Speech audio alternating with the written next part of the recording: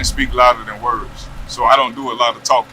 Let's see what we can do. Imagine being one of the best wide receivers in NFL history and getting overlooked constantly because of the team you played for. You weren't the guy who had flashy dances after touchdowns, no sideline tantrums, no off-field antics, just pure dominance on the field. While other stars like Randy Moss, Terrell Owens, and Chad Ochocinco soaked up the spotlight, you suffered through a turnstile of quarterbacks, losing seasons, and decided to stay loyal to the organization that drafted you, while creating zero distractions. Well, this is exactly the situation that Andre Johnson faced. Look at me, son. It's not your fault. A player who quietly put up Hall of Fame numbers for a franchise that, for most of his career, could not get out of its own way. But that's why I'm making this series, to appreciate superstar players who don't get the shine they rightly deserve. In this lifetime, you don't have to prove nothing to nobody except yourself. Welcome back to Unlikely Success. Like, comment, and if you're new to the channel, don't forget to subscribe. Today, we're exploring the career of Andre Johnson, a player who thrived in silence while enduring the struggles of a young expansion franchise. Andre Johnson was drafted 3rd overall by the Houston Texans in 2003. After being a standout at the University of Miami, he was part of one of the greatest college football teams ever, and he won a national championship in his sophomore season and nearly a second in his junior year. In my opinion, the Miami Hurricanes are tied with the mid-90s Nebraska team as the best in college football history. But where do you rank them? Regardless of where you put Johnson's college team, it was a very different organization that he was joining in the NFL. At the time, the Texans were a brand new expansion team.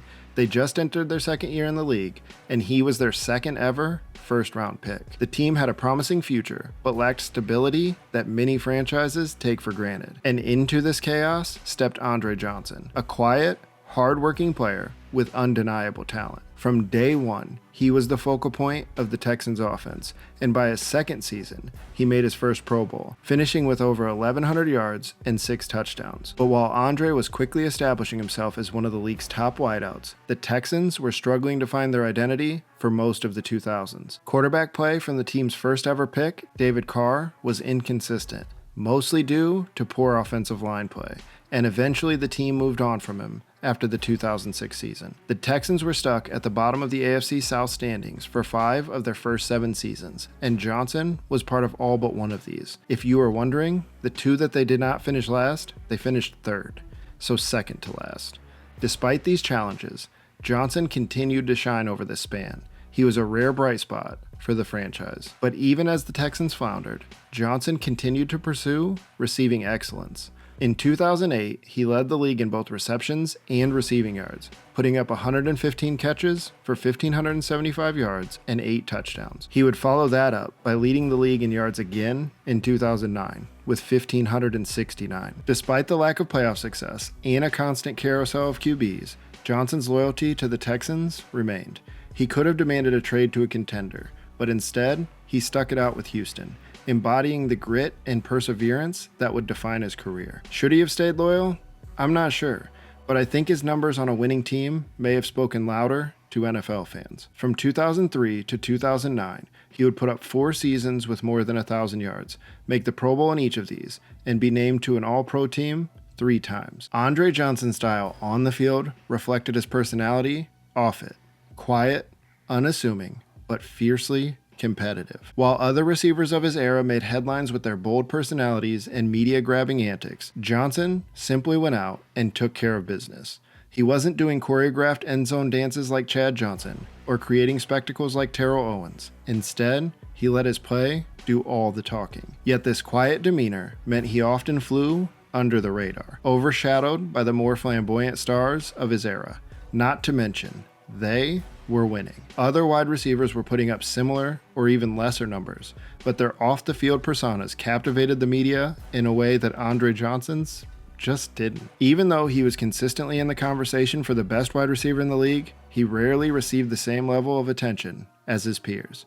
Maybe if his team could win a few games, it would just change the narrative. The Texans would finally break through in 2011, winning their first ever AFC South title and making the playoffs for the first time in franchise history. Andre Johnson was at the heart of that success, And although injuries limited him to only 7 regular season games that year, he would return in time for the postseason. It had to be a euphoric feeling to get a chance to play in the playoffs after nearly a decade of losing. Johnson would show out in his Texans playoff debut, catching 5 passes for 90 yards and a touchdown and a win over the Cincinnati Bengals.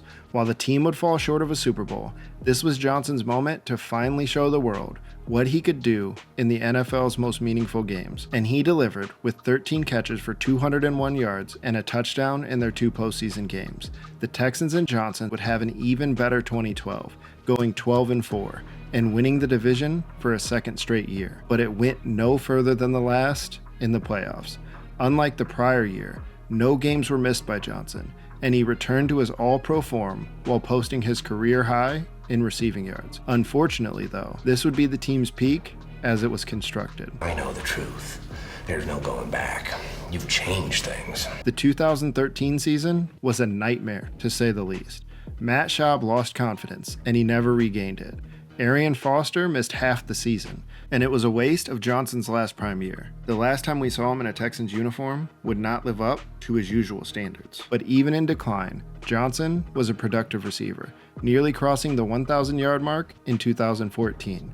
Eventually, after 12 seasons, Johnson and the Texans parted ways in 2015. He signed with the Indianapolis Colts, but he was never the same player outside of Houston. His time there was short-lived though, and after a brief stint with the Tennessee Titans, he retired after the 2016 season. The quarterbacks he played for, just to give people an idea, I mean, David Carr, Case Keenum, Ryan Fitzpatrick. I mean, the best quarterback he played with was late, unfortunately, in his career when he got to Indianapolis and finally played with Andrew Luck. Andre Johnson's career is a masterclass in perseverance and consistency, even in the face of adversity. He never sought the spotlight, but became a legend nonetheless, due to his craftsmanship. Despite playing for a franchise that spent much of his career mired in mediocrity, Johnson built a Hall of Fame resume. He finished with over 14,000 receiving yards, 1,000 catches and 70 touchdowns, all while playing in a system that rarely showcased his talents to the fullest. In the end, his quiet demeanor may have kept him out of headlines, but it's exactly what made him the heart and soul of the Houston Texans for over a decade. Sometimes the best players are the ones who simply show up, do their job, and let their performance speak for themselves. This has been The Unlikely Success. Always been quiet? That's just kind of who you are and who you have been? Yeah, it was just more of me being comfortable with you. You know, when I'm comfortable around a person, it takes me to be around a person a few times before I open up and really start talking to them. So do you hate this entire process here of this Hall of Fame shit? Because you're going to have to talk to a lot of people, I think. You know what I mean? I think it's going to have to happen. No, I can't hate this. This is, you know, being a chance to be in football heaven. So I'll do all the talking they need me to do.